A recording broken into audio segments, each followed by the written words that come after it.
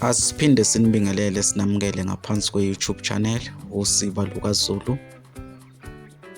Kwisifundo sethu namhlanje sizobheka isilulumagama. Ake sihambeke sibheka amagama ambalwa nezincazelo zawo. Igama lokuqala ke sizolibheka igama elithi injobo. Injobo umsila olenga emqheleni yamakhosi. Sizokhumbula ukuthi sinesakhe esithi injobo enhle ithungelwe bandla. Uma kukhulunywa ngenjobo kusuke kukhulunywa ngomsila lo olenga emqheleni yamakhosi. Uma ngabe ithungwa ke injobo njengoba kuyisambatho samakhosi kuyaye kufuneka imibono eminingi, ingakho kuthiwa injobo enhle ithungelwe bandla. Igama lesibili ke sizolibheka igama elithi isiqabetho. Isiqabetho inqolobane sabhasikidi esetshenziswa ukugcina ummbila uma kufulwa noma amabele.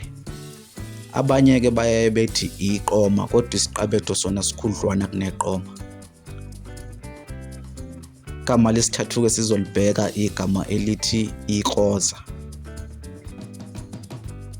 Ikoza umuntu othanda inyama. Uma ngabe kukhulunywa ngekroza nje kusuke kukhulunywa ngomuntu othanda inyama, kuthiwa uyikoza.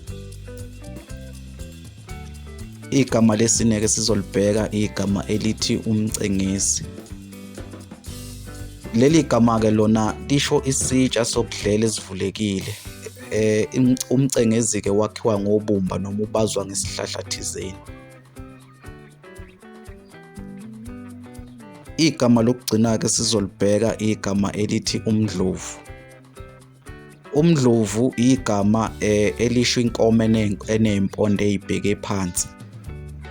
Zikhona ke emakhaya inkomo ezinempondo ezikhombe phansi, lezo nkomo ke sizibiza ngomdlovu. Umbukiso wethu namhlanje sizobamba khona lapha. Asiphinde sikunxenxe ukuthi usubscribe ngaphansi kwe-YouTube channel. Ushiye ukuphalwa kwakho lapha kuma-comment, uphinde ulike le video yethu namhlanje. Kuze kube ngokuzayo siyavalelisa.